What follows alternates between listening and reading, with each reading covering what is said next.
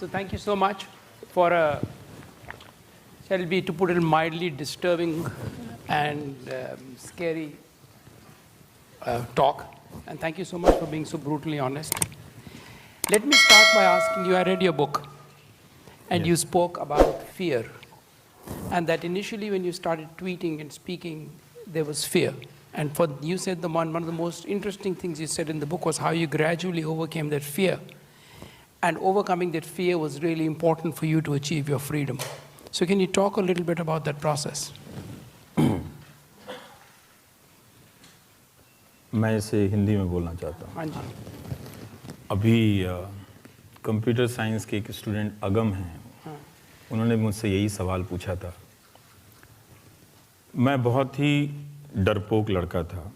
मैं आज भी 9 to 12 लेट नाइट मूवी देखना मुझे फीवर हो जाता है कि मैंने कोई सोसाइटी का रूल तोड़ दिया। जब मैं अपने दोस्तों के साथ पहली बार अमेरिका की हिस्ट्री को समझने के लिए अपने टीचर के कहने पे गॉन विद द विंड देखने गया था, और चूंकि मैं वो फिल्म 9 to 12 रात के 9 से 12 देख रहा था, मुझे फीवर हो गया गिल्ट से कि मैं ये कोई क्राइम कर रहा हूँ।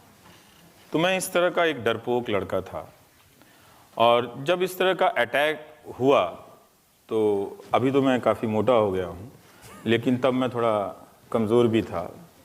मुझ में हिम्मत नहीं थी कि मैं इसको बस 2 ही लाइन में कंप्लीट कर रहा हूँ तो फिर वो पूरा हो जाएगा। करो। तो फियर का संबंध जो है आपके फिजिकल अपीयरेंस से नहीं है, फियर का संबंध है आपके नॉलेज के क्वेस्ट से। आप जितना ज़्यादा जिस ग्रेड तक नॉलेज और इन्फॉर्मेशन के ग्रेड तक ऊपर जाएंगे, आपके भीतर करेज बनता जाएगा। और ये डेली का प्रोसेस है, इशू टू इशू का प्रोसेस है। अगर किसी इन्फॉर्मेशन अगर आपका ग्रेड अच्छा नहीं है तो आप मचिज्मों से ब्रेवरी को डिस्प्ले नहीं कर सकते। So Ravish ji said that he was by nature a very timid person, and that when he wanted to learn about US history and was urged to go and watch Gone with the Wind, he watched it at a night show from 9 to 12 p.m. and that was enough to give him a temperature, gave him a fever. Yeah. So that was the state of his courage back in the day. And then he goes on to say that when you but when you go on to study and when you make investigations and when you think about things and when you analyze and scrutinize, you cannot work your way up through that chain of analysis through machismo and through strength, but through intellectual courage. And as you do that, the very process of embarking on intellectual endeavor, in that sense of thinking at higher and higher scales and levels, engenders its own courage. Take? Yes. Okay. So let me ask my question in English, which is, you used a term which I thought was a very important term, and that term is the idea of the mainstream. So I should add that Ravish ji is, I think, an important thinker in the Indian public space because he routinely coins theoretical terms that become important for us to analytically understand what is taking place in India. So you use this term mainstream in a different way. You have an idea of what the mainstream is in India. So I wanted you to just say a few words. What is the mainstream? How should we understand what the mainstream is in public culture in India? By training, हमें main stream का मतलब यही समझाया गया है कि जो अखबार में छपता है, मैं पॉलिटिकल पब्लिक स्पेस की बात कर रहा हूँ, जो टीवी में दिख रहा है वही मेन स्ट्रीम है। मैं इस हॉल में हूँ, ये मेन स्ट्रीम है क्योंकि यहाँ बहुत ज़्यादा लोग हैं। लेकिन जो मैंने समझा कि इस तरह के 1000 हॉल में 1000 तरह के लोग हैं, और उसके बिहाइंड भी एक कई तरह के मेन स्ट्रीम से उसके लेयर्स हैं, और जो पीछे के मेन स्ट्रीम जो बहुत ज़्यादा बड़ा है उसमें जो हो रहा होता है, और जो सामने के मेन स्ट्रीम है जो छोटा है, जो बहुत पावरफुल है, विजिबल है, उसमें जो हो रहा होता है उसके रिलेशंस को हम कई बार नहीं समझते हैं। सामने के मेन स्ट्रीम को हम फेस वैल्यू पर ले रहे होते हैं। इसलिए मैं ये कह रहा हूँ कि जब व्हाट्सएप यूनिवर्सिटी पेनिट्रेट कर रही थी इंडियन सोसाइटी में, तो ऊपर के लेवल के मेन स्ट्रीम जो है उसको आज भी एक्सेप्ट नहीं करता है कि इस तरह की सोसाइटी की में चेंजेस आ रहे हैं कि जहां मुझे लोकली, मैं जहां रहता हूं, मैं डिस्ट्रिक्ट का हूं Champaran, where Gandhi ji started his movement, वहां पे ये बता दिया गया कि मैं एंटी हिंदू हूं, मैं मुसलमान हूं, मेरा नाम रविशुद्दीन है। जहां मैं जनरेशन से मेरे एंसेस्टर्स वहां रहे हैं और लोग वहां आकर कंफर्म कर रहे थे मेरे घर के सामने कि मैं हिंदू हूं या नहीं हूं, इस घर के सामने हूं तो मैं हिंदू हूं। तो वो जो पीछे का जो मेन स्ट्रीम था जिसमें 20 लाख 25 लाख, जिसको मैं आराम से मार्जिन कह देते हैं, हर मेन स्ट्रीम जो है, हर मार्जिन नहीं होता, बहुत से मार्जिन मेन स्ट्रीम भी होते हैं। Okay, so you want to translate? Please go ahead. So what he's really saying, Doctor, so you heard the question, and what Mr. Ravish Kumar says is there are multiple layers to the meaning of the word mainstream. And then when we think of mainstream, the word that comes to our mind mostly is these small, well-established, especially in the political space, the well-established, well-known news channels as well as newspapers. And what he's saying instead is that behind that also there is a layer. And that layer that exists behind it may not be seen as the mainstream. In fact, the current mainstream may think that that layer doesn't even exist. So for example, all the information that's being passed through WhatsApp, etc., all the way down is something that the people who we consider in the mainstream may not even be willing to acknowledge that exists. And in his view, it's very, very important to understand it, because that view underpins a lot of what is happening. And I'm going to paraphrase something you're saying, underpins what is happening even in the mainstream media, and there's a relationship between the two, and it's very important for us to understand that relationship. Is that fair? Yeah. Okay. I think I'm going to get my mic in better spot. Okay. I have a question for you which is slightly different. You've spoken about the Hindutva movement and this rather terrifying moment for some people in India today. I have a slightly different question for you. You may remember the Kargil war, the first televised war. And there is an argument out there that even in the Kargil war, the Indian media houses went, as we would say in America, to town. Everybody was trying to prove that they're more hyper-nationalist than the other. So what do you think is going on in the media that they pick something up and they're just willing to go for it without thinking of what else is going on? Or do you think that's a social trend? नहीं, अभी जो media में हो रहा है वो structural ideological change है। अब वो मीडिया ना शहर में जा रहा है ना गांव में जा रहा है, वो कमरे में बैठा है, कमरे में पर्चा है उसके पास, और वो पूरी आइडियोलॉजिकली की डिलीवरी कर रहा है। वो एक हिंदू मीडिया है और हिंदू राष्ट्र का मीडिया है। भारत के मीडिया के स्पेस में कम्युनल थिंकिंग, सेक्युलर थिंकिंग की लड़ाई ज़रूर रही है, पर इस तरह का कभी नहीं रहा है। तो अब जो है, अब आप देखें कि जवान तो हमारे अभी भी शहीद हो रहे हैं, पर क्या मीडिया अब जा रहा है? नहीं जा रहा है। तो वो एक समय चुनता है कि जब पॉलिटिकल मास्टर को के लिए मोबिलाइज करना होता है तब वो जाएगा। जैसे पुलवामा के समय सब जगह गया था, पर अभी भी हमारे जवान शहीद होकर आ रहे हैं। हरियाणा में अभी जवान शहीद हो, अब कोई नहीं जा रहा है। अब तो ये जो इस मीडिया को हमें ऐसे समझना चाहिए कि हमें लगता है कि वो मीडिया है, पर वो मीडिया नहीं है। हम अभी भी पुराने वैल्यूज़ या टूल्स को इस्तेमाल करके इसे मीडिया के रूप में देख रहे हैं, लेकिन ये मीडिया है नहीं। ये एक पॉलिटिकल हेडक्वार्टर का एक केबिन है जो उसके हेडक्वार्टर में नहीं होकर कहीं और है। तो एक तरह से वो पूरा पॉलिटिकल आउटसोर्स कर दिया गया है। जैसे अब पार्टी के जनरल सेक्रेटरी का जो रोल है वो ख़त्म हो चुका है, पता नहीं चलता है कि पार्टी का जनरल सेक्रेटरी क्या कर रहा है। वो काम अब न्यूज़ एंकर करता है डेली। तो जो न्यूज़ एंकर है वो दरअसल पार्टी का जनरल सेक्रेटरी है, और आप इसको बहुत मुश्किल नहीं है इसको प्रूव करने के लिए।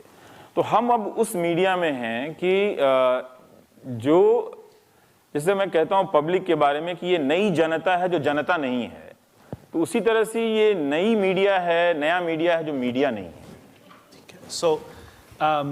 So the question, just to remind you of the question, was the idea that there's been that the media in India was already quite nationalistic in the era of economic opening and liberalization in the late 90s. The first televised war was a major point of this sort of nationalistic assertion of the media.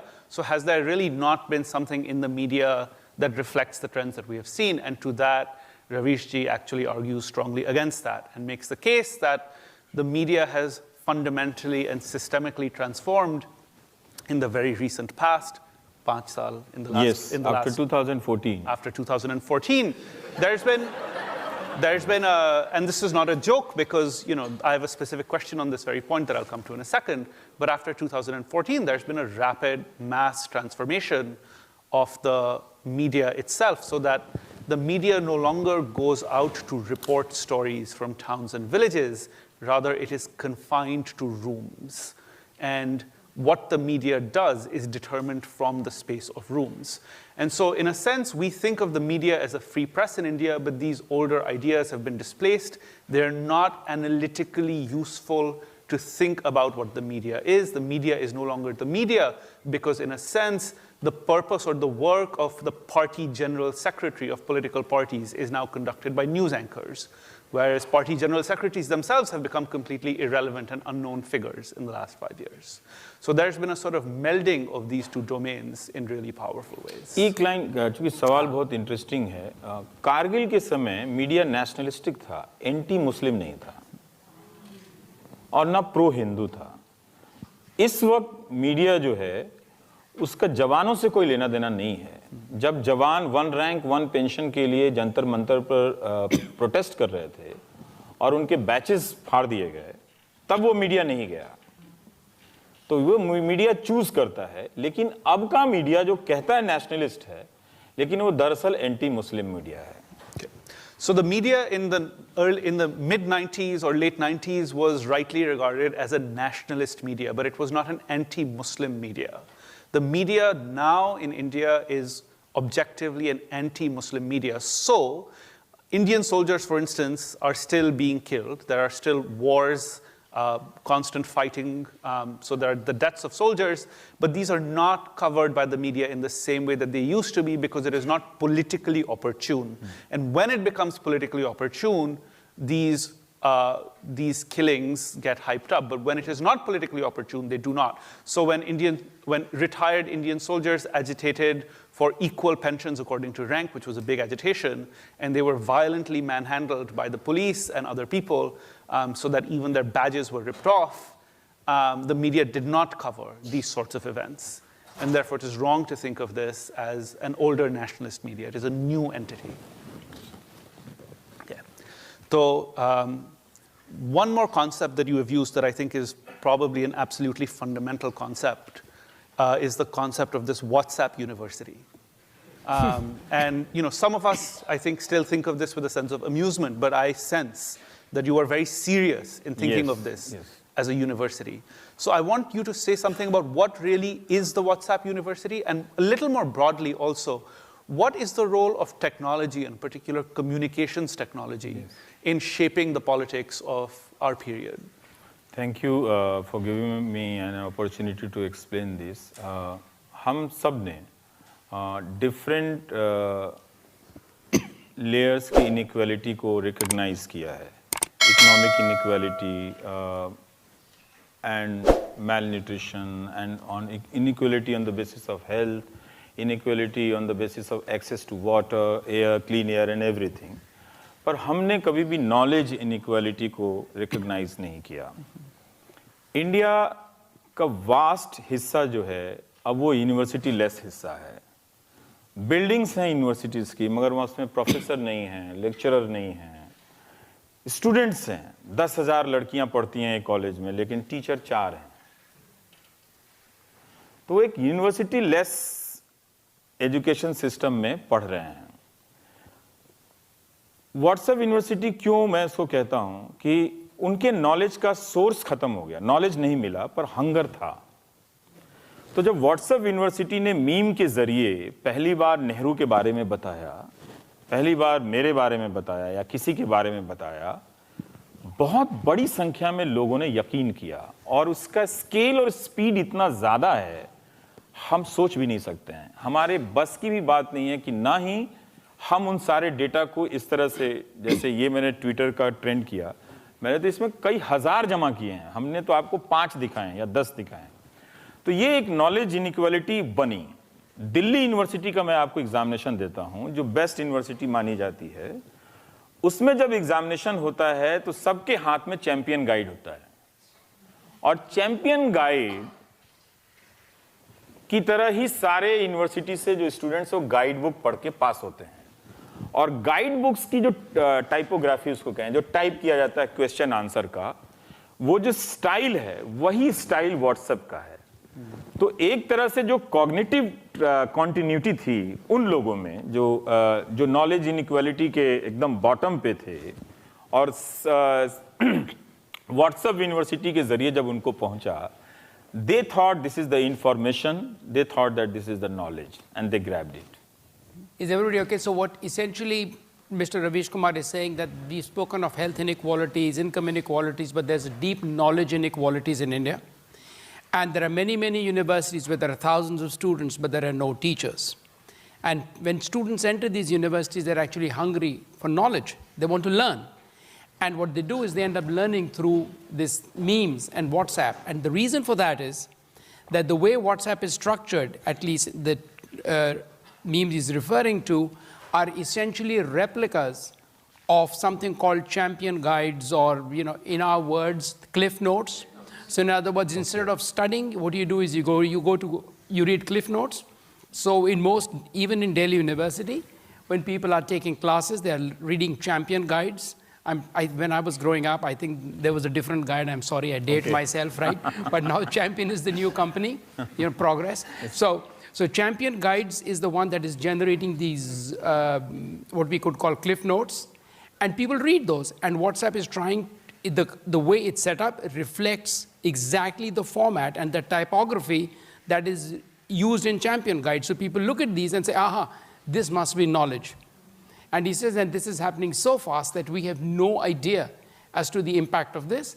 And we actually, let me stop there. Yeah. And just to add a little bit more, which is just to say that, what we have seen today are a sample of only 5 or 6 tweets. Ravish himself has collected thousands and thousands of such tweets. And so, to get the scale of the transformation that the technology has engendered is really beyond us. And I think that's also a problem for us here. So I'm sorry to, I'm an academic, so I read, which is unfortunately a disease. So the book you had written says, you have a line in there, that the more markets and capitalism advances, at that point, democracy shrinks. Do you think that's what's happening in India, that some of this is that the advance of markets and capitalism is actually shrinking democratic spaces? आपने लिखा है, जितना अधिक निजीकरण बढ़ता है उतना ही लोकतंत्र का स्थान सिकुड़ता है।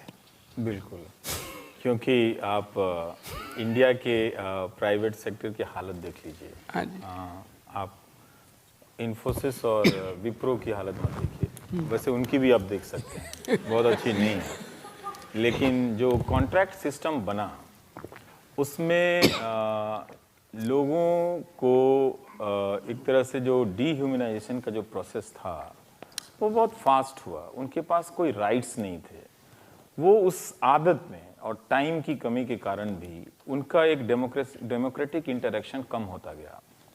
अगर आप देखेंगे तो हाल फिलहाल के दौर में सबसे ज़्यादा परेशान बैंक के लोग हैं, फैक्ट्रियों से निकाल दिए गए लोग हैं, कॉन्ट्रैक्ट लेबरर्स हैं हर जगह, and there is no significant protest.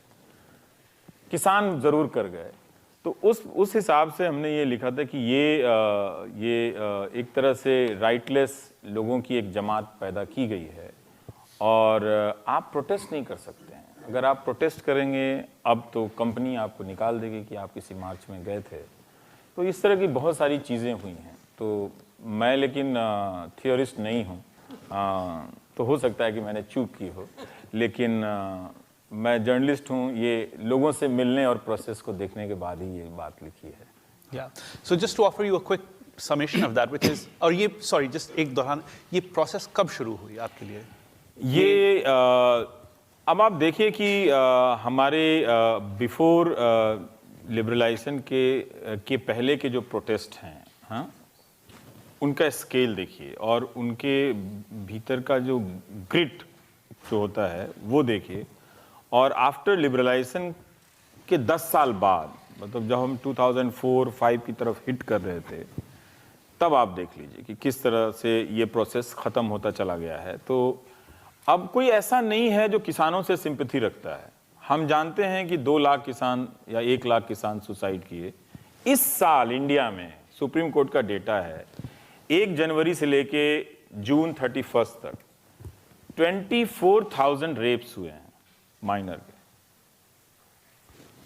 कोई सेंसिटिविटी नहीं है लोगों में, लोगों की जॉब गई है बहुत बड़ी संख्या में, कोई आवाज नहीं है। बाई ट्रेनिंग आप ये सोचते होंगे कि अनएम्प्लॉयमेंट बढ़ेगा, तो एक डेमोक्रेटिक टेंडेंसी है कि लोग सड़क पर आएंगे, जिंदाबाद मुर्दाबाद करेंगे। लेकिन मैं देख रहा हूं कि अनएम्प्लॉयमेंट बढ़ने के बाद भी लोग सड़क पे नहीं हैं। एक और एग्जांपल दूंगा, दिल्ली, जहां आप सांस नहीं ले पा रहे हैं, लेकिन लोग उस कंसर्न को प्रोटेस्ट में नहीं बदलना चाहते हैं। क्यों? क्योंकि फिर आपको उस दरवाजे पे पहुंच जाना पड़ेगा जिसके पीछे प्रधानमंत्री बैठे हैं। तो वहां तक बात ना चली जाए, इसलिए उस कंसर्न को भी इग्नोर कर दिया गया। तो इसलिए मैं कहता हूं कि ये नई जनता है जो जनता नहीं है। ठीक है, जैसे सूरत का एक और एग्जांपल देता हूं। सूरत में जीएसटी के बाद सूरत बर्बाद हो गया, टेक्सटाइल इंडस्ट्री कोलैप्स हो गई और लोग सड़क पर आए। 1,50,000 कंटिन्यूअस 1 मंथ तक आए, 1 महीने तक। और जब उनके लीडर से बातचीत हुई तो उन्होंने कहा कि हमने किसी भी प्रोटेस्ट में सरकार के खिलाफ नारे नहीं लगाए हैं, नरेंद्र भाई के खिलाफ कोई नारे नहीं लगाए हैं। तो ये नई जनता है जो जनता नहीं है। जो जनता थी उसका ये नेचुरल स्ट्रोक था कि जिस नेता को वो वोट भी करती है, परेशान हो गई तो 2 लाइन में बोल दिया फलाने मुर्दाबाद, होश में आओ, होश में आओ। ये भी सूरत में ये नारे नहीं लगाए गए। ऐसा कभी इस देश में हमने नहीं देखा था कि 1 लाख की आबादी, 1 लाख की संख्या में लोग सड़क पर हों और उनके नेता प्राउडली कह रहे हों कि हमने एक भी नारा उनके नाम से, उनके खिलाफ नहीं लगाया। Okay. So just to reframe this a little bit, before the early 90s, if you consider the scale of social movements and social protests, they were very vast, wide-ranging, and they aggressively targeted the very politicians for whom they voted when there was a failure of the perceived social contract. So if there were employment or agricultural issues, and there were employment and agricultural issues, there were vibrant protests in the 90s. That culture started to change after the entry of foreign capital in the early 90s. And so by the time, by about 10 years after the beginning of that process, by the early 2000s, you see the emergence of a kind of new quietus or quietness regarding all kinds of protest. So that this is because many jobs became contract-based jobs, and it became clear that if you were to protest the conditions of your working or labor, you would be fired from your jobs, and that became the norm. But also, there was a general loss of sympathy among the public, which Ravish Ji is insistent to call a not public, in a sense. It's a counter-public or not a public. So there's a real sense in the public of a kind of apathy towards things that were formerly ideologically central. So for instance, there was the absolute centrality of the question of agriculture. That question became irrelevant, even though Indians know that hundreds of thousands of farmers have killed themselves for a variety of reasons. That's not a question or concern any longer in India today. In the same way, the Supreme Court data tells us that 24,000 minors were raped over the course of the last year. 6 months. Six months over the last 6 months. That is not a basis for popular agitation. So when popular agitations do happen, and they do happen for economic causes, what is very interesting is that they do not target the political elite. They're no longer speaking to the political elite. Presumably, you didn't say this, but perhaps out of a sense of fear. In the sense that in Delhi, for instance, now is a city that is unlivable because it is incredibly polluted, there's great atmospheric pollution. There's great sense of discontentment with that pollution, but there has been no popular mobilization, because to make a kind of popular mobilization regarding pollution would take you to the door of the Prime Minister's office, and that is not a door that people want to go to any longer. In the same way, in the town of Surat, when there was this massive economic collapse with the imposition, this hurried imposition of the goods and services tax, there were massive sets of protests, but the leaders of the protests proudly declared that though they had protested, they had not said a single word against the Prime Minister. So there really is a sense that this is a new phenomenon, that nobody in India has ever seen protests, where people will protest, but are very clear that they're not protesting against the highest authority in the land. Yeah. Should we open up? Yeah. I think it's time for us to open up. So just a moment. If you have any questions, this is going to be tricky. So there are a couple of microphones. There's one here and there's one in the back. So please line up behind the microphones. And just a moment, I just want all of us to be aware that this is the University of California, Berkeley. And that means we respect free speech. But the respect of free speech means also that we speak respectfully, right? And may I also just ask, I mean, given the great number of questions that we're inevitably going to get, may I please ask you to have questions, not comments, and to please keep them brief. And even if you feel like actually you do have a comment, don't do that. And I will take the role of the English language news channel media who will speak over everybody else if the question becomes too long. Is that okay? Yes. Yes. Okay, so please tell us your name and tell us who you are. My name is Aniket. I'm a software professional locally in the Bay Area. My question is simple. Why is resistance absent from the political class? The class who would gain in... Fair. So that's all. Thank you. Thank you for the great question and for a short question. Great model for all of us to follow. हमने आपके सवाल का अच्छा सवाल है, आधा जवाब दे दिया था इसी सवाल से पहले। जो दूसरा सवाल ये है कि आप ये इम्प्लाई कर रहे हैं कि पॉलिटिकल अपोजिशन लीडर क्यों नहीं प्रोटेस्ट कर रहे हैं। ये चेंज हो गया है। ऐसा नहीं है कि प्रोटेस्ट नहीं हो रहा है, ज़िलों में प्रोटेस्ट होते हैं, पर अब उसे मीडिया से वाइप आउट कर दिया गया है। आपको अपोजिशन का ना तो स्टेटमेंट कहीं दिखेगा, उसको रिडिक्यूल करते हुए ज़रूर आपको अपोजिशन दिखेगा टेलीविज़न पे, उसके पॉइंट ऑफ व्यू से ना तो अब डिबेट होता है ना वो कवर किया जाता है। तो अपोजिशन को ख़त्म कर दिया गया, वो मीडिया के स्पेस में नहीं है। अगर आप मेन स्ट्रीम कम्युनिकेशन के प्लेटफॉर्म से किसी को भी साफ कर देंगे तो वो बहुत मुश्किल है उसके लिए कि वो एक मूवमेंट बिल्डअप करे या फिर उसे क्रिटिसिज्म बिल्डअप करे। वो बोलता भी है तो लोग रिस्पॉन्ड नहीं करते हैं, और लोग रिस्पॉन्ड क्यों नहीं करते हैं उसका एक तरह से बहुत तरीके से जवाब हमने अपने जो भी यहाँ पर बोला है उसमें दिया है। So essentially the argument is that politicians do speak, there is protest, the protest is localized, and the protest doesn't make its way into the mainstream media, and because it never makes its way into the mainstream media, it's as if the voice has been silenced. और also वो डरे भी हुए हैं, अगर कोई protest करेगा तो ईडी एक नया डिपार्टमेंट है,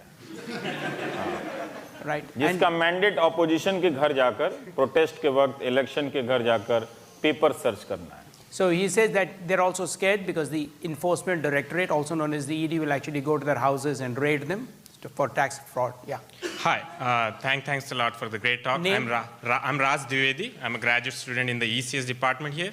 My question is, you pointed out a lot of things that I can understand and I can relate to, but what should be done? Given this Godi media, you like to call it, and I think of it as Modia, like instead of media, it's basically Modia. So what are the steps one should take? Like there is no single answer to this question. Yeah, The problem is so huge, and you think that you have a voice in the media, you have a WhatsApp and you have a Facebook, that many people like you who have a different view, who have a questions, they hesitate to put their question in public. So you are out. First to gather your courage to speak and take the lead and post your questions and dispel this fear. That's the first thing and that's the least thing we must do. Okay. Thank you.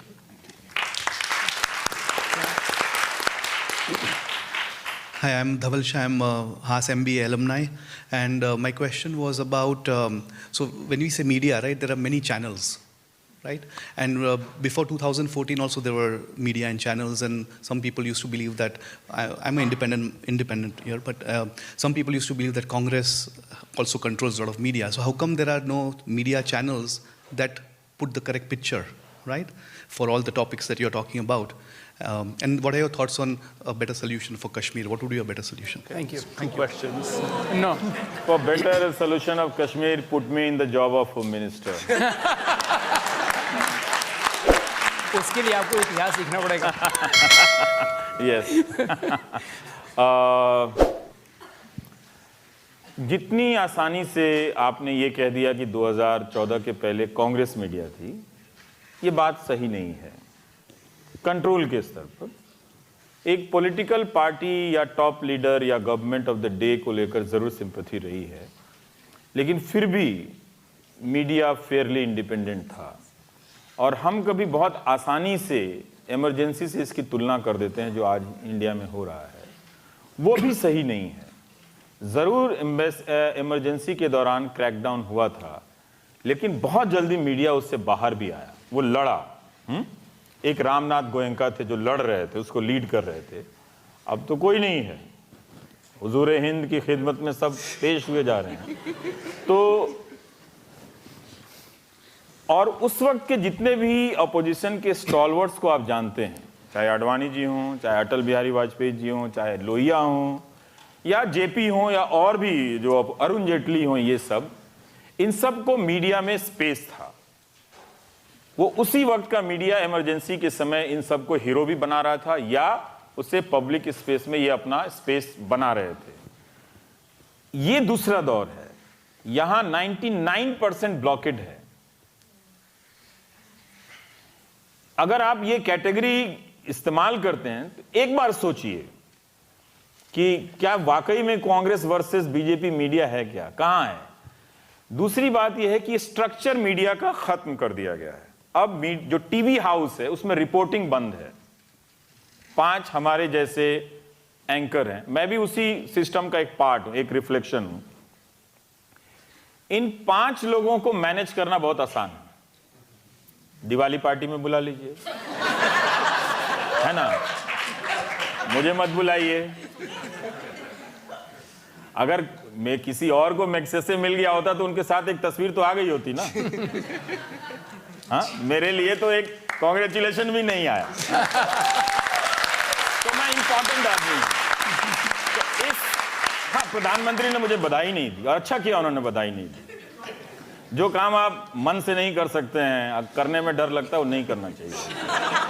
तो खैर, वो थोड़ा structural change आ गया media में, इसको समझने की ज़रूरत है. आइडियोलॉजिकल चेंज आया है और अब आप इसको वापस नहीं ले सकते हैं. एक चैनल में नहीं आया है.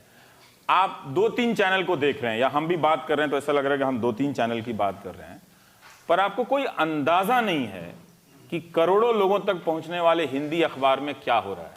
Yes. खबर ही नहीं छपती है. कोई अंदाजा नहीं है कि दूसरे रीजनल लैंग्वेजेस के टेलीविजन चैनल में क्या हो रहा है. अयोध्या का जब वर्डिक्ट आता है तो कर्नाटक के एक चैनल का एंकर नंगे पांव खड़ा है. उस हिसाब से तो जजों को भी नंगे पांव जाना चाहिए था. वो तो शाम को ताज होटल चले गए थे पार्टी करने के लिए. तो बीजेपी के महासचिव ने ट्वीट किया, ये होती है श्रद्धा, अंदर से आती है. You want to translate that? Okay, so I can try Just to one line. I can try to translate that as briefly as possible.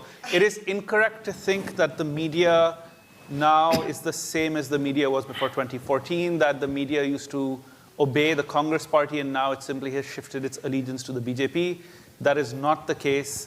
The case is really that there's been a systemic and fundamental transformation of the media where political patronage is now strongly exerted on the media so you can quell dissenting voices.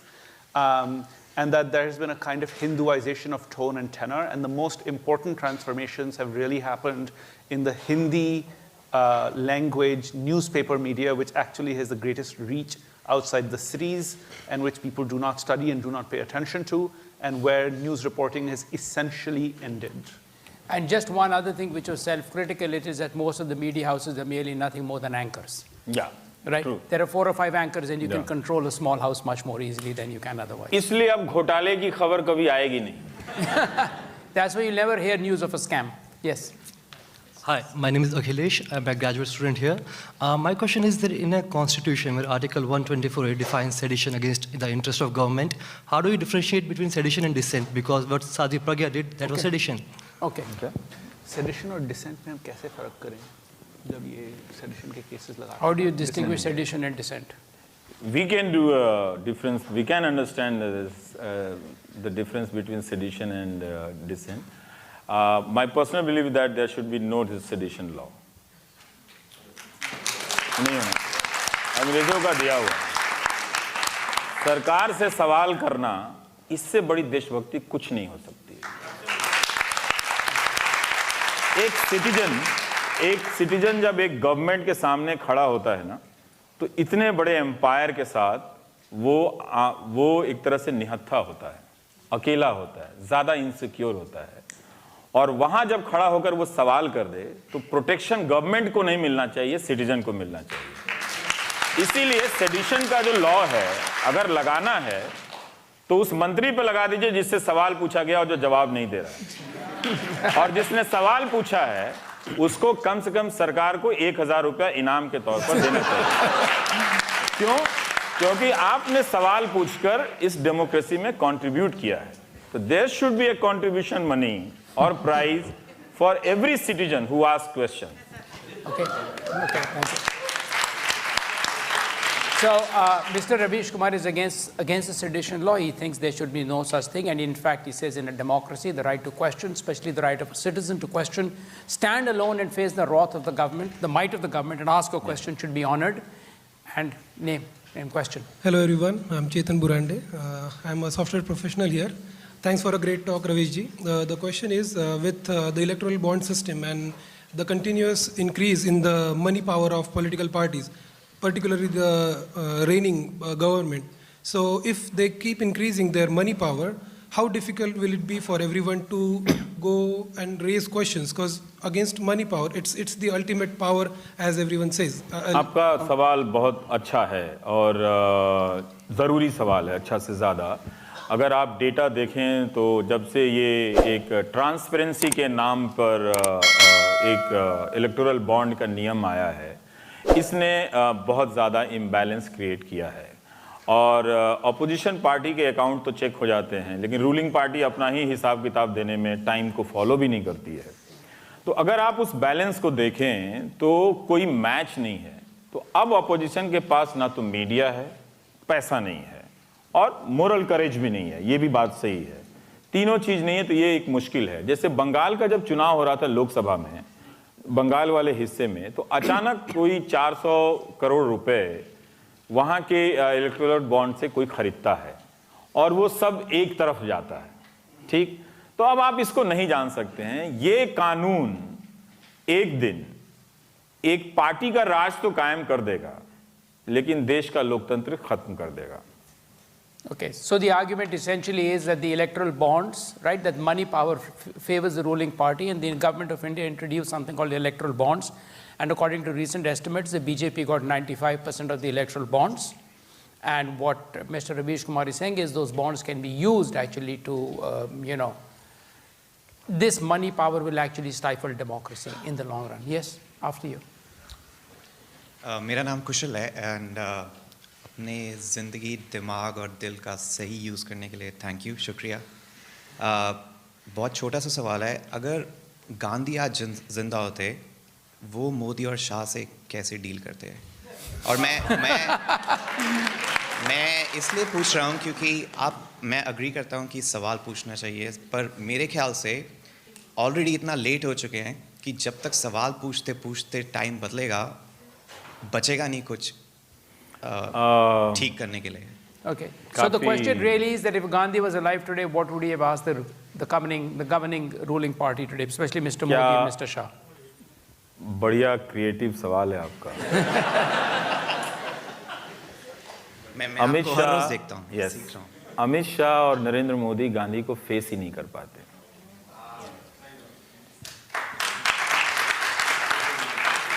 उनके नाम से scheme launch कर देना एक अलग बात है।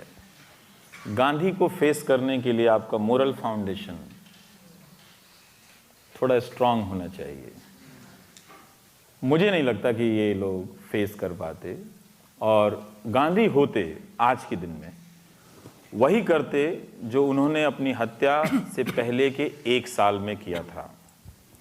जब गांधी को लगा कि जिस देश को लेकर उन्होंने अहिंसा के प्रयोग इतने दशक किए, खुद जेल गए, खुद यातनाएं सही, लाखों लोग उनके साथ जेल गए, उसी देश के लोग मामूली अफवाहों पर हिंदू मुसलमान को मार रहे थे, मुसलमान हिंदू को मार रहे थे, और इस तरह से लाखों लोग को मार रहे थे। गांधी रियलाइज किए वो फेल हो गए, तो गांधी निकले कहाँ? नोआखली गए, जहां मुस्लिम मेजॉरिटी था और हिंदू माइनॉरिटी था, हिंदू मारे जा रहे थे। तो गांधी वहां जाते हैं, और गांधी वहां से लौट कर आते हैं कहां? बिहार में, जहां हिंदू मेजॉरिटी है और मुस्लिम माइनॉरिटी है, और गांधी वहां जाते हैं। तो आज की तारीख में गांधी होते तो वो सड़क पर होते, पर आज की तारीख में गांधी नहीं है, इसीलिए सड़क पर कोई नहीं है।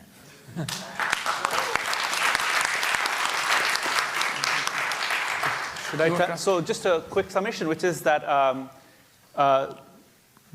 the Prime Minister and the Home Minister could never face Gandhi, because to face Gandhi requires a kind of moral courage, which is not the same thing as launching a scheme or a plan in his name. Gandhi, if he were alive today, would have done exactly what he did in the year before his death, before his assassination. When he saw that the nation that he had fought for was falling apart at the moment of its creation because of the massive violence between Hindus and Muslims during partition, he went to Noakhali, a place where there were more Muslims than Hindus, where he defended or spoke against communal violence, and then he went to Bihar, where he did the same thing in places where Muslims were being killed by Hindus. If Gandhi were alive today, he would be on the streets. But Gandhi is not alive today, and therefore there is no one on the streets. Okay, yeah. Hi, sir. My name is Prateek. I work for Google, and my question is कि if ये media का हम देखें कि अगर दिमाग में क्या आता है, एक जर्मनी 1930s का और रवांडा 90s का, कि एक ही ग्रुप को हमने डिमोनाइज किया और हर चीज़ उसी ग्रुप के है अगेंस्ट दिन रात, तो वहाँ का हम अगर रिजल्ट देखें तो आपको लगता है कि इंडिया का भी ये रिजल्ट है या फिर कोई होप है? So the question really is that if you look at Nazi Germany in the 30s or Rwanda in the 90s, we know what the consequences were when there was one group in charge. Is that what you fear for India? Yes, you asked about hope, huh? Yes, if there is a hope. If there's a hope. See, मुझे basic problem है इस सवाल से, ये hope वाले सवाल से। हम और आप या आप एज ए एकेडमिशियन या जर्नलिस्ट, हम आज के समय को देख रहे हैं, और हमारे सामने कोई पीछे का देखा हुआ 5.5 साल है, और लगता है कि हम और 24 तक देख पाएंगे। तो ये 10 साल के टाइम ड्यूरेशन में जो दिख रहे हैं उसमें कोई होप नहीं है। जो प्रोसेस है, जो स्ट्रक्चर कोलैप्स किया है, ये सिर्फ होप से या 10 points to become a millionaire type से तो नहीं होगा। अगर लोग बाहर आएंगे, लोग स्ट्रगल करेंगे अपने सिटीजनशिप को रिक्लेम करने के लिए, तो होप धीरे धीरे बिल्ड होगा। एक दिन में ऐसा कुछ नहीं होगा। अब जो नुकसान हुआ है, मुझे नहीं लगता कि इस जनरेशन में कोई उसको रिक्लेम कर पाएगा। Right. टफ है, बहुत मेंटली बहुत ही टफ प्रोसेस है। So Ravish ji says he has a fundamental problem with questions regarding hope. We are academics and we are journalists, and when we think about these things, we have the last 5.5 years as a frame of reference, and maybe up till the next election or two. And that's a time frame in which changes are going to happen, and hope is not going to change anything in these things.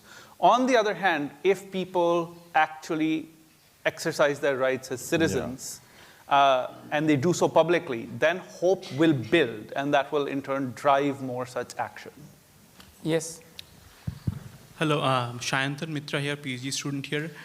In a democracy which has seen the JP movement and Anna Hazare movement against authoritarian governments and corruption, What makes you think that India is different today and there is not a possibility of something similar very soon?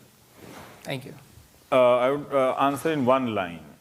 आज अगर अन्ना हजारे रामलीला मैदान में अनशन करेंगे, एक camera नहीं जाएगा.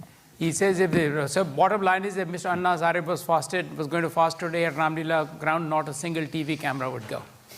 Yeah. Hi, I'm Antaraj Ha. I'm an undergrad studying here. Forgive me in advance for the slightly long question, but as one of the only women who's going to be speaking in the room today, I think it's an even more important question.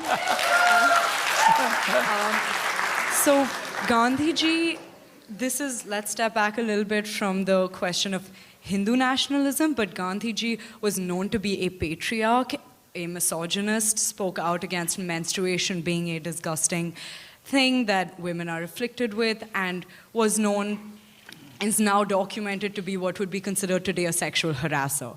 And we're not talking about someone who's like just his achievements that we are celebrating, but he's a symbol. Do you believe that someone, and you were talking about having a strong moral foundation when, being able to go head on with someone like Gandhiji, do you believe that someone who has also done all these things, while also being a phenomenal symbol for democracy, do you think that such a person deserves to be a symbol, the way we consider a symbol today?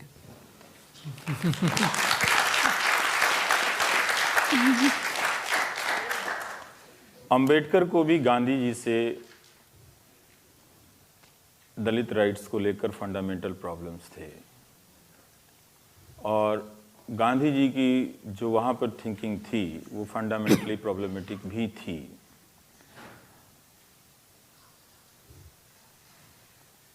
Gandhi आपने जिन सवालों को उठाया है, या हम दूसरे जिन spectrum में गांधी को कहते हैं, हम गांधी को कंफ्यूज नहीं कीजिए, हम कोई महान नहीं बनाते, पर उन्होंने ज़रूर इंडियन पब्लिक स्पेस में जो डेमोक्रेटिक पॉलिटिकल स्पेस है एक मोरल फाउंडेशन बनाने की कोशिश की. इसीलिए गांधी वहाँ ज़्यादा रेलिवेंट हैं, वहाँ रेलिवेंट नहीं है जहाँ आप पूछ रही हैं, और वहाँ गांधी ज़्यादा क्वेश्चनड हैं, यहाँ गांधी ज़्यादा डिस्प्लेस्ड हैं, एलिमिनेटेड हैं, क्योंकि यहाँ जो एक्सपेरिमेंट उन्होंने किया था वो ज़्यादा उनका स्ट्रॉन्ग था, और जो उन्होंने जिसकी आप बात कर रहे हैं वहाँ नहीं है वो. Right. So the answer essentially is complicated, but it's pretty straightforward that Gandhi and Ambedkar had fundamental differences on the accommodation of Dalits within the Indian Constitution and the Indian electoral system.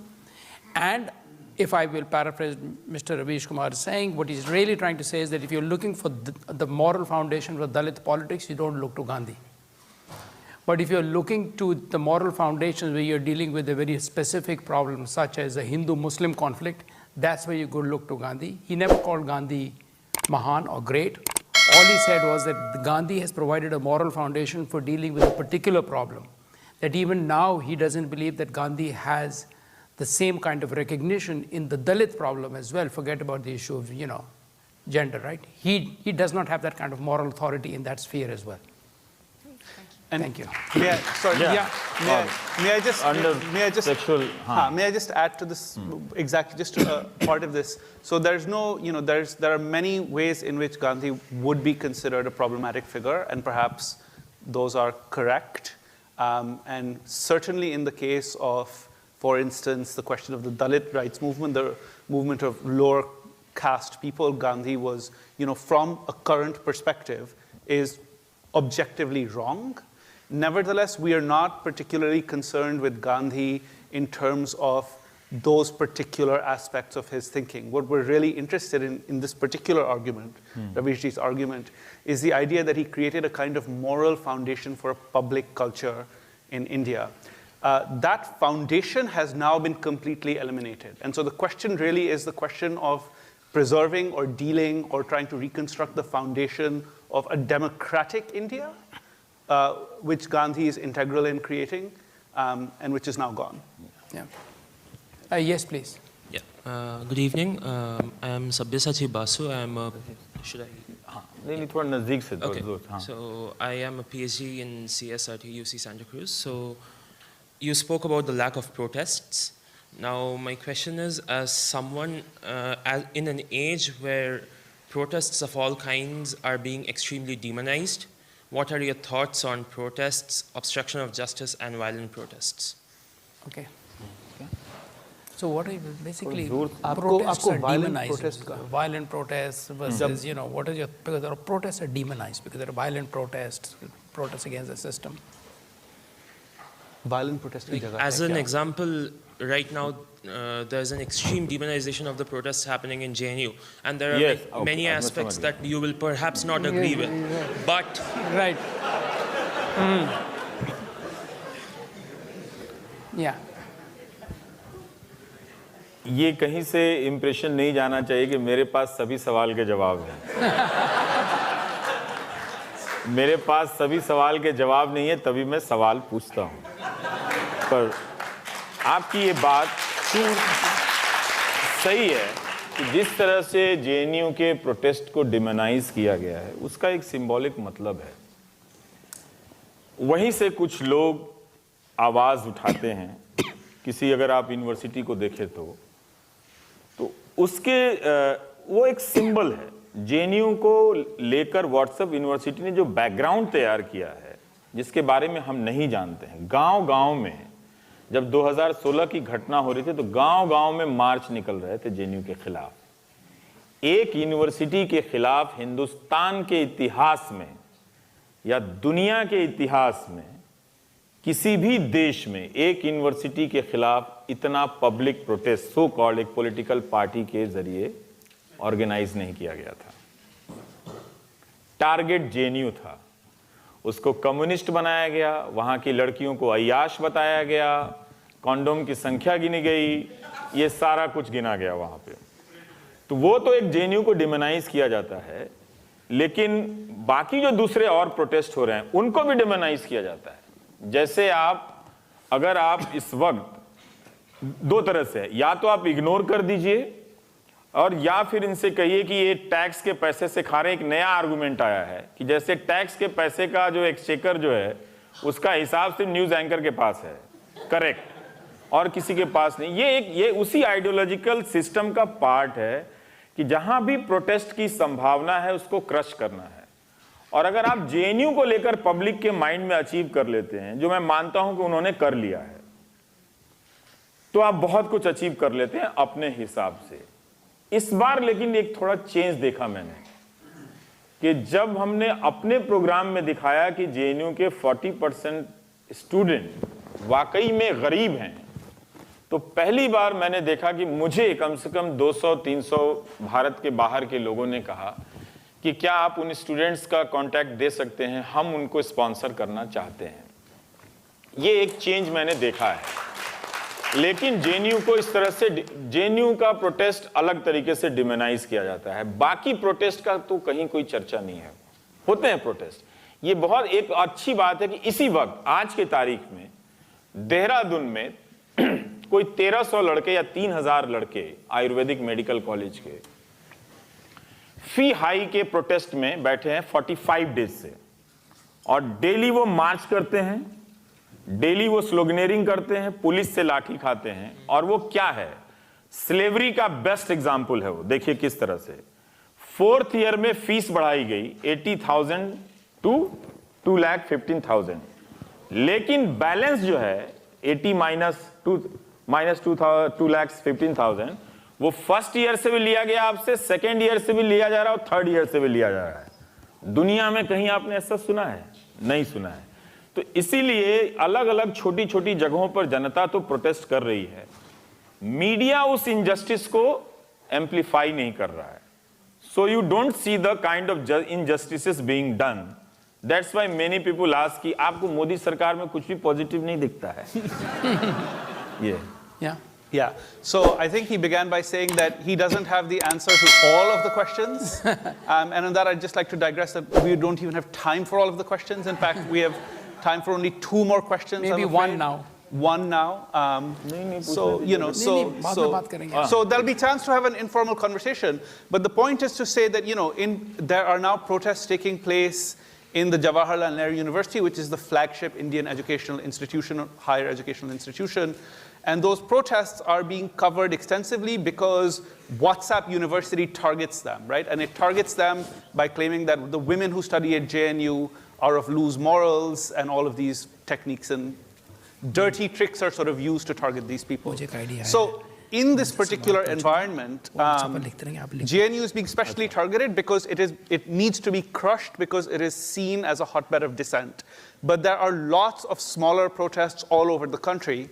The problem is that they do not get media recognition. So the example he gave is of an educational institution in the North Indian town of Dehradun, where the administration has decided to unilaterally put in a retroactive fee hike for all 4 years of education. So if you're a fourth-year student, you suddenly have to pay vastly greater sums to get your degree for the first 3 years of your schooling education there. Students are protesting against this, but the media will simply not cover these protests because the media is occupied with doing other things. Okay, so now, since there are too many more questions, I have an idea. So everybody gets a voice. You will please ask your question. Mr. Ravish Kumar, I've given him a pen and paper. We'll take them down, and then at the end, he will try and answer as many as he can. So everybody can have a voice. So please ask your question. सबको पूछने दीजिए. नहीं, अगर 9 बज जाएंगे.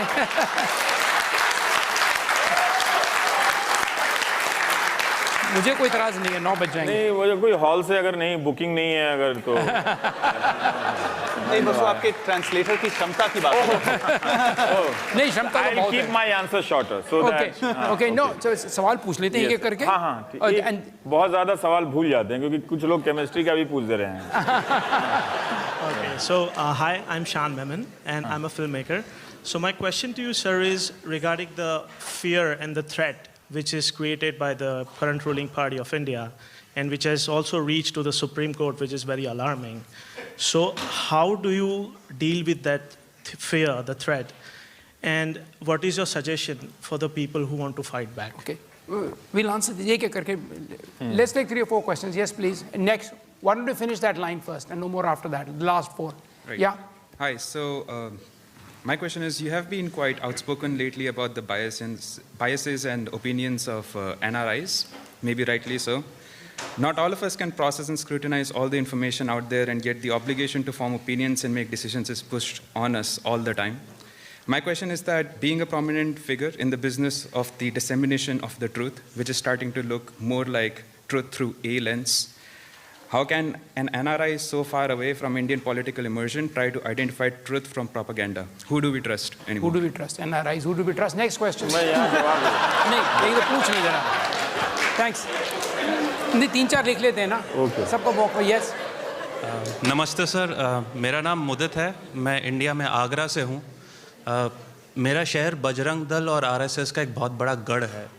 मेरे खुद के परिवार वाले और मेरे दोस्त उस विचारधारा में विश्वास रखते हैं जिसके ऊपर आपने आज प्रेजेंटेशन दी है.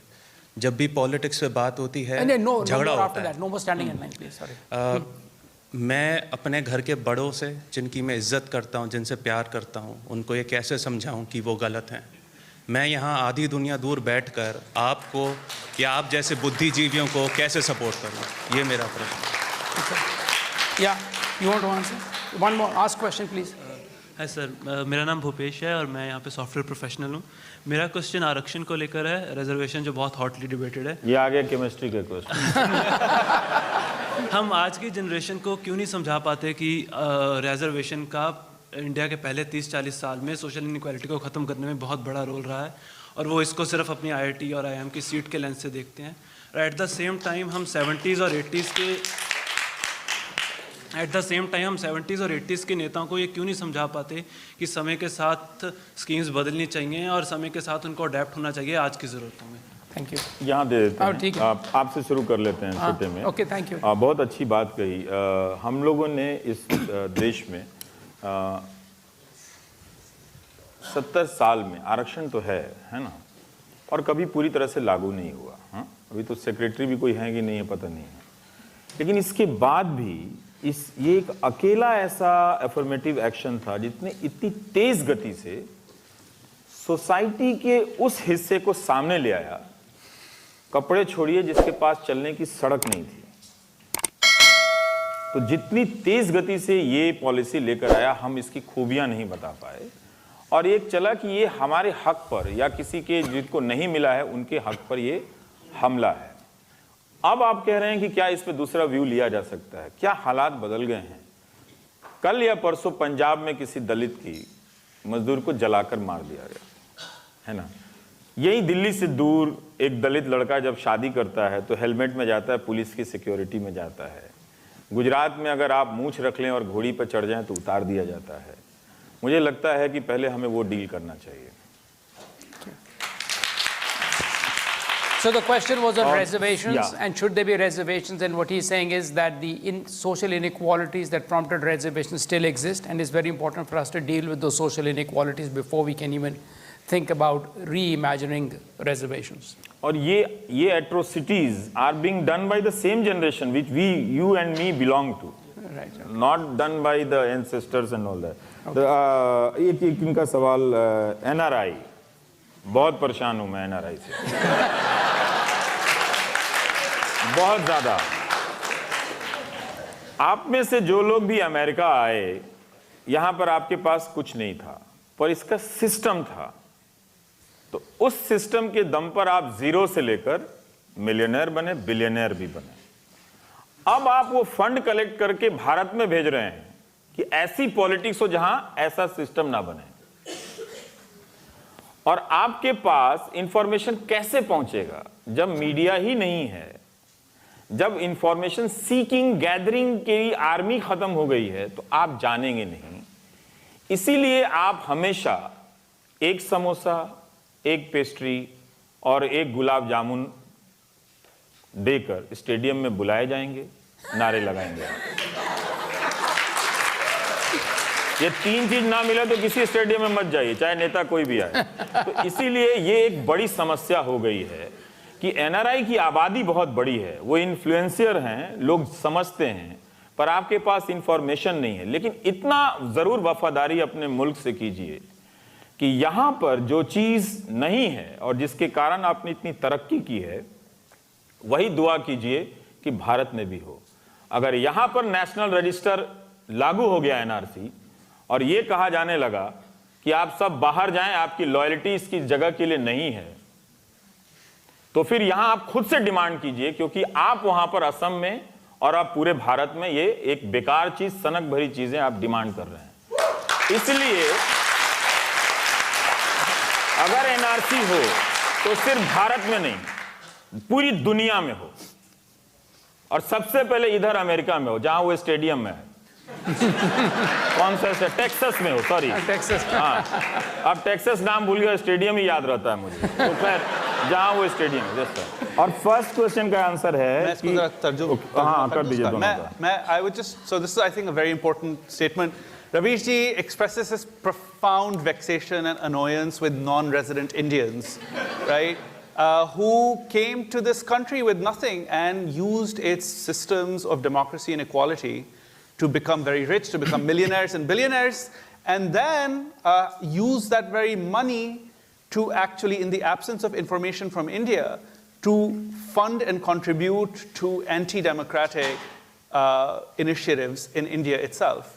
And the prime example of this, for instance, is the support, the vocal support of some people of Indian origin who believe that there should be a national registry of citizens in India, which will, in practice, remove 4 to 8 million Indians from the citizenship rolls simply because they're Muslim.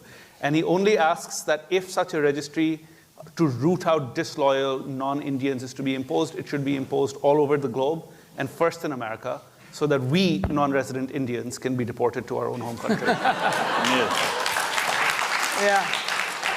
और कोई सवाल का जवाब? Fear का बात बहुत है। Fear, ये एक कॉमन सवाल हमसे पूछा जाता है कि लोगों को कैसे समझाएं, फैमिली वालों को, और उस डर का हम क्या करें। देखिए, डर जो है वो हमारा सोशल गिफ्ट है।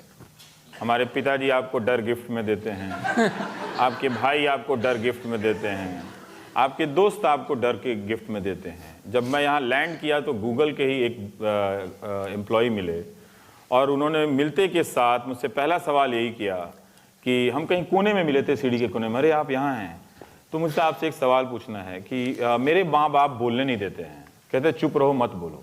अब गूगल में हो, डॉलर में कमाते हो, यहाँ रहते हो, और तब भी फेसबुक पे लिखने से माँ बाप मना करते हैं। मुझे लगता है कि हम माँ बाप की बहुत सारी बातें नहीं मानते हैं, और ये हमारी अच्छी क्वालिटी है। उसमें ये बात हमें सबसे पहले नहीं माननी चाहिए और कहनी चाहिए, पर डर बहुत ज़रूरी एक डर है, बड़ा एक वास्तविक डर है। क्योंकि भारत जैसे देश में ये बहुत आसान है कि फर्जी केस में आपको फंसा देना और ज़िंदगी बीत जाएगी इंसाफ में। अभी दिल्ली पुलिस की senior IPS officer Monika Bhardwaj को क्राउड ने हैकल किया।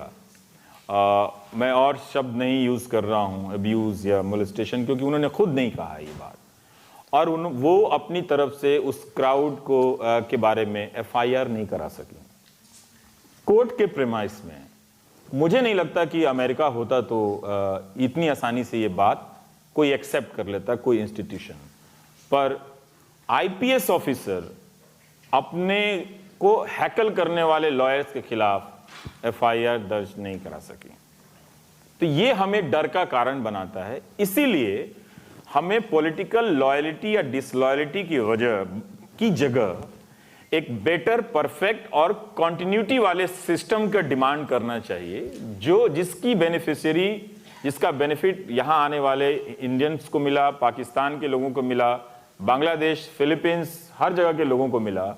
और इसकी डाइवर्सिटी से एक अमेरिकन ड्रीम सिर्फ अमेरिकन के लिए नहीं बना, हम लोगों के लिए भी बना, डॉलर आया, सब चीज़ आया। तो वो चीज़ हमें डिमांड करना चाहिए कि हमारा सिस्टम ना डरे।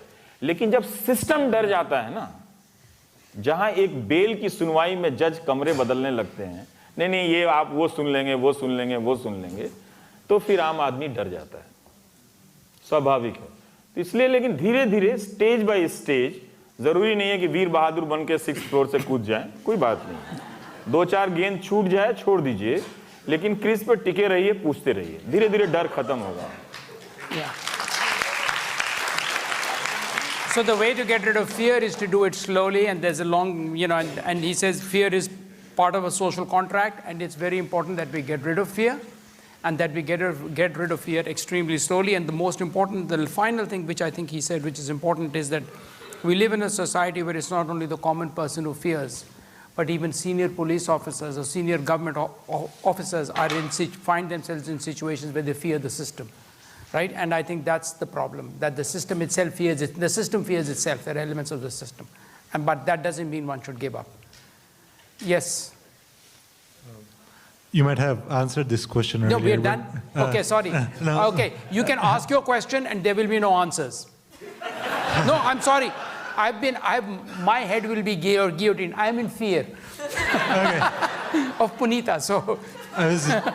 I was just going to ask, are you optimistic or pessimistic of the future of good journalism in India, and why? Okay, thank you. Yeah, sure. 6 months back, after a recent bipolar loss in Karnataka, young BJP leader Tejasvi Surya said we lost because of consolidation of Muslim votes. And BJP leaders constantly mention this rhetoric that on the garb of secularism, when Owaisi asked for Muslim votes, no one opposes. But when we ask for everyone opposes. Everyone opposes. That's their rhetoric. And when we do majority appeasement, everyone has a problem with it. तो इस पे आपकी क्या टिप्पणी है? Okay. Next later. No. One question. Sorry. बाद में we can talk later. Yes. Can I make a humble plea, which is just to say that there are other priorities and other things that need to happen, and we're beginning to run over time. हाँ. So I would simply say, male female का balance होना चाहिए. तो आप लोग पीछे हैं, आप लोग आगे आ जाइए. So आगे आ जाइए, मैं आप जवाब दे दूँगा. So why don't you also come and speak in the front? But also just to say that after these last couple of questions, maybe we should. मैं यहीं बाहर मिलूँगा. You can ask these mingle. We should have. There will be an open conversation. अब 4-5 लोग बच गए. हाँ. Okay. And people can chat. So sorry. क्या करें आप? I'm Sneha. I just had a follow-up question to your answer. जब आपने कहा कि मीडिया को इनफ स्पेस नहीं मिलता since 2014 and 70s and 80s में इनफ स्पेस मिलता था इवन अपोजिंग व्यू पॉइंट्स को, तो मेरा सवाल ये है कि 2014 के बाद ऑन अ सिस्टमिक लेवल क्या बदला है? Is it fear mongering? Is it an increased sense of nationalism, or is it the message that we are sending to our minority neighbors that their voice doesn't matter? So what has changed on a systemic level? इसका एक जवाब नहीं है, बहुत चीज़ें बदली हैं। देखिए, उसका बैकग्राउंड 2014 से पहले तैयार हो गया था। एक सवाल के जवाब में मैंने कहा कि वो न्यूज़ गैदरिंग का स्ट्रक्चर ख़त्म हो गया था। दूसरा, जब सरकार आती है तो सरकार के पास एड रेवेन्यू का सबसे बड़ा खजाना होता है। वो अब तय करती है कि किसको देंगे, वो कैसे देंगे आपको मालूम नहीं है। तो पहले छोटे छोटे अखबारों को भी, जैसे बीकानेर का कोई अखबार है, उसको भी 10 रुपए का ऐड मिल जाता था, तो एक इंडिपेंडेंट जर्नलिज्म चलता था कहीं लोकल लेवल पे। तो ये सब प्रोसेस खत्म हो गया है और अब उस कंसोलिडेटेड पैसे का इस्तेमाल एक जगह होता है, और ये सिर्फ दिल्ली के लेवल पे नहीं हुआ, ये स्टेट में भी हो रहा है। तो वो सारा जो लड़ाई ऐड के लेकर जो था, बिजनेसेस को लेके है। तो अब जो ऐड बिजनेस उसको देते नहीं है, मिलेगा नहीं। अगर आप सरकार के खिलाफ हैं तो नहीं मिलेगा, जबकि वो पब्लिक का पैसा है। पब्लिक का पैसा, सुप्रीम कोर्ट का ऑर्डर है एक अखबार के मामले में कि सरकार किसी अखबार को विज्ञापन देने से नहीं रोक सकती है। ठीक, वो चूंकि पब्लिक का पैसा है, आप जब सबको दे रहे हैं तो हमको दीजिए। तो आप सबको तो देते हैं, हमको नहीं देते हैं। ये जवाब है। तो ये एक कारण भी है। और पूरा जो एक कॉर्पोरेट अलायंस जो हुआ है ना, उनके डर, उनके खाते बही खाते, उसकी वजह से भी ये सारा कुछ हुआ है। और चौथी बात यह है कि उस एंकर को, जो गोदी मीडिया का एंकर है, उसको ट्रोल कंफर्ट दिया जाता है। मतलब तुम्हारा ट्रोल नहीं होगा, तो वो कंफर्ट जोन में है। उसको भी सोशल रेस्पेक्ट दिया जाता है कि तुमको कोई हमारी तरफ से गाली नहीं देगा, सिर्फ रवीश कुमार को गाली दिया जाएगा, या फिर रोहिणी सिंह को दिया जाएगा, या अरफा खानम शेरवानी को दिया जाएगा। तो वो एक ट्रोल कंफर्ट उनको मिला है, उसकी गारंटी मिली है, सोशल प्रेस्टीज की, सिक्योरिटी की एंड एवरीथिंग। बहुत अच्छा पक्ष है उस साइड में रहने का। I'm sorry, I think I made a loss. Okay. Huge So, loss. Madam, you get to be the last question. So you have the great fortune of asking the last यहीं question. खड़ा हूँ, बाकी आप लोग भी पूछ लीजिएगा, फिर ऐसा कुछ नहीं। Thanks for giving me the opportunity.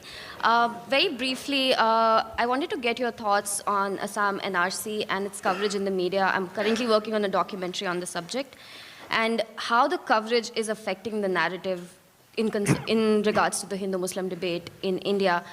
And as an extension, what are your thoughts on the coverage of the issue itself, and how are these editorial decisions being made in Indian newsrooms? And as an extension, what are your thoughts on the representation and the changing face? काश मैं Indian news room जितना मैंने देखा है, जितना मैं जानता हूँ, मैं डिटेल में बता पाता। लेकिन जो एनआरसी का जो अगर कवरेज की बात है, वो 90% मीडिया में तो हुई नहीं कवरेज। और ज़रूर आपके पास स्क्रोल का, जिसने कैंपेन जैसा किया, बहुत अच्छी रिपोर्टिंग की थी स्क्रोल ने, वायर में आपने है, लेकिन कॉमन मास तक एनआरसी के बारे में कुछ भी नहीं जाने दिया गया। यही गया कि सारे बांग्लादेशियों को गिनना ज़रूरी है, उनको बाहर करना ज़रूरी है, ये पब्लिक ओपिनियन बनाया गया। इसीलिए एनआरसी की बात कहीं भी हो जाती है। असम में नहीं होती, असम में वो भाग गए थे चुनाव के समय में, कुछ डिली डाली करने लगे थे। लेकिन इस एनआरसी ने जो हैवक कॉज किया है ना, इसका आपको अंदाजा नहीं है। यूपी के एक डिस्ट्रिक्ट के एमएलए ने, और ये बीजेपी के ही एमएलए हैं, जो मुझसे बात करते थे, उन्होंने एक दिन फ़ोन किया और कहा कि हम नहीं चाहते कि हमारा नाम आए, लेकिन ये मैं देख रहा हूँ कि रोज़ सुबह 700-800 गरीब मुस्लिम औरतें और मर्द, जब एजुकेशन सबका नहीं है तो उनका भी नहीं है, उनका तो और ख़राब है, ये हमारे दरवाजे पर आ रही हैं और पूछने के लिए कि आप एड्रेस प्रूफ बना दीजिए हमारा। तो आधार बनाने में अगर एमएलए या एमपी लिखता है, सर्टिफाई करता है, तो उससे आपका आधार बन जाता है।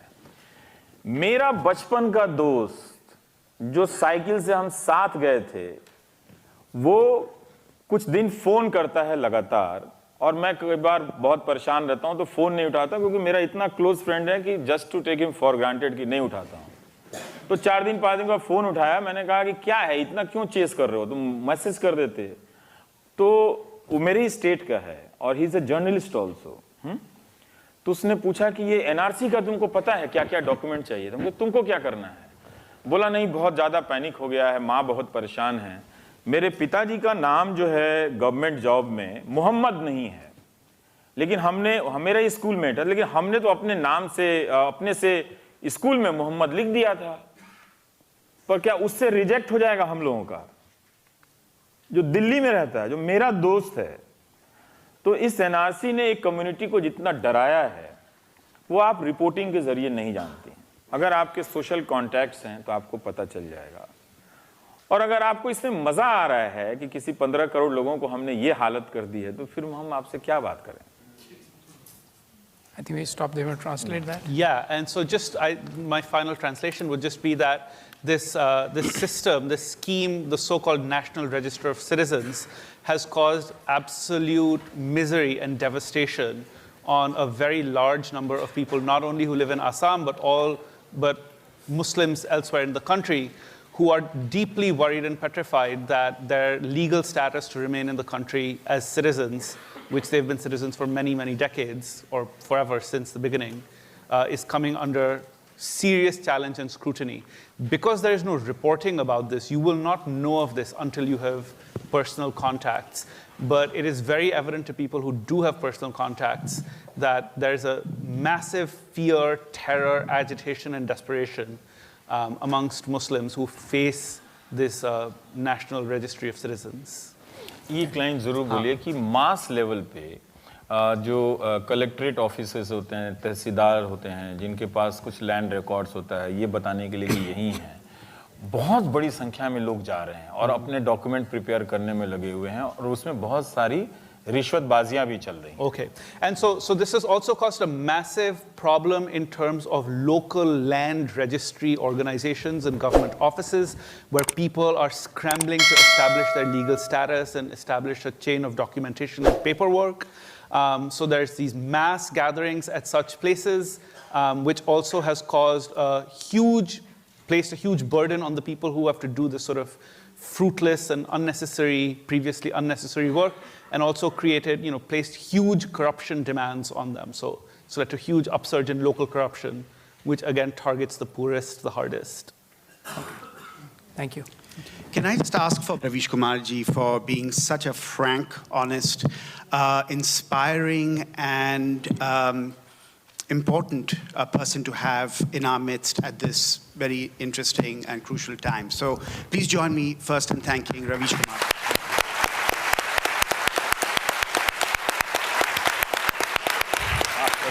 आप भी खड़े हुए